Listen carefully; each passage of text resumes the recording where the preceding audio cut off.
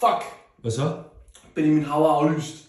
Jeg har lige fået en mail. Hej begge. Vi står desværre i den situation, vi bliver nødt til at aflyse optagelse på søndag. Fuck, mand. Hvad fanden skal vi gøre? Jeg tænker, at vi rejser os, får lavet en sang, og så får vi den fucking spillet i radioen, inden den her uge er omme. Det er helt sikkert. Patricia har skrevet, jeg er klar med koreografi og dansere, hvis det skal bruges. Kæft, den energi. Man ved sgu da aldrig. Det første skridt er, at vi skal få fat i en producer. Så lige nu er bare gå i gang med at skrive til Gud og hver mand og høre, om de laver et samarbejde. Hvor langt er vi ramt bunden? Det er altså en kæmpe stalker-metode, vi er ude i nu. Jeg går ind på Spotify, finder folk i credits under producer.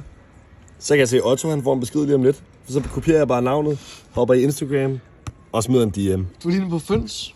Ja, jeg tænkte, det var sådan lidt københavner-rapper.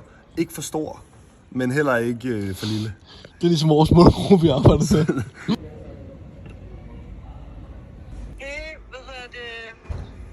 Min mor har så skrevet, fordi hun så, I har skrevet det der med producer-ting, ikke? Ja.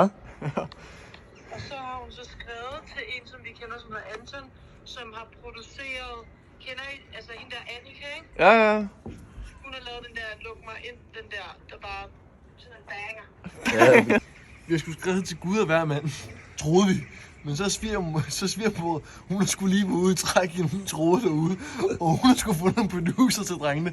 Så nu skriver vi lige til Anton 3000, og så finder vi lige om der måske er et lille samarbejde der. Vi er simpelthen tilbage. Vi tror på det igen. Forhåbentlig skal vi i studiet i morgen. Og så kan vi allerede nu sige, at på søndag, der holder vi release party for den sang, der ikke findes endnu.